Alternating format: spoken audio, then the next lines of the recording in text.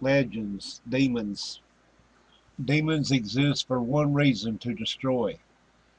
Where their more lawful counterparts, the devils of hell, seek to twist mortal minds and values to remake and reshape them into reflections of their own evil, demons seek only to maim, ruin, and feed.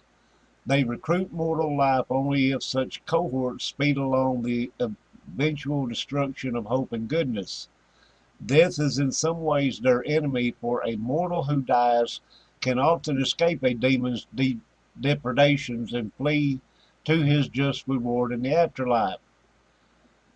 It is the prolonging of mortal pain and suffering that fuels a demon's lust and desires, for it is particularly from mortal sin and cruelty that these monstrous fiends were born.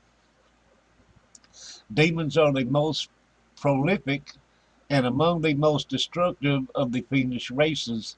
Yet despite what some lore might preach, they were not the first forms of life to rise in the stinking pits of ruin and cruelty known across the multiverse as the abyss.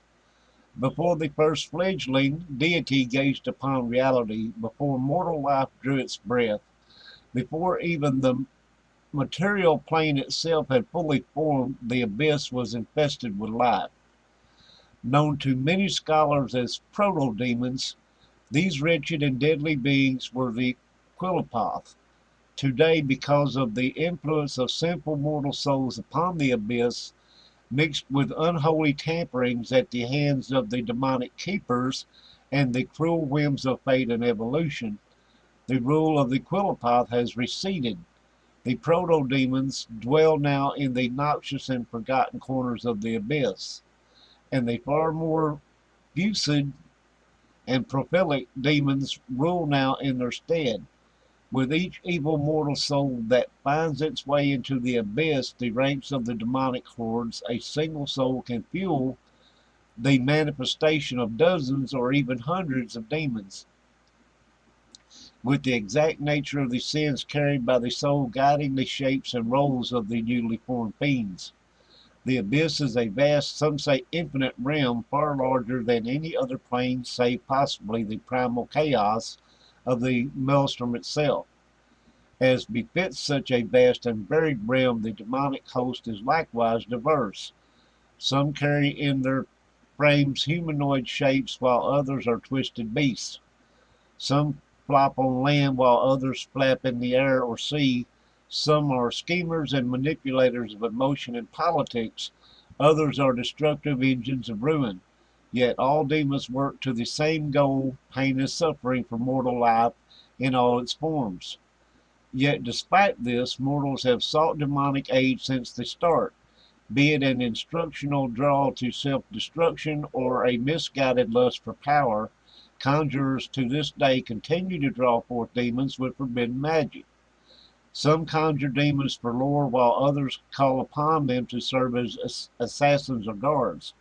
Demons view such summoners with a mix of hatred and thanks, for most demons lack the ability to come to the mortal plane to wreak havoc on their own. They depend on the mad to call them up from the abyss, and while they gnash their fangs and rail against the commands and strictures enforced, most demons find ways to twist their summoners' demands so that even the most tightly controlled demonic slave leaves a trace of ruin and despair in its wake. More often than not, a foolish spellcaster makes a fatal mistake in the conjuring and pays for it with blood, unwittingly releasing a terrible blight upon the world, and his conjuration breaks free of his control.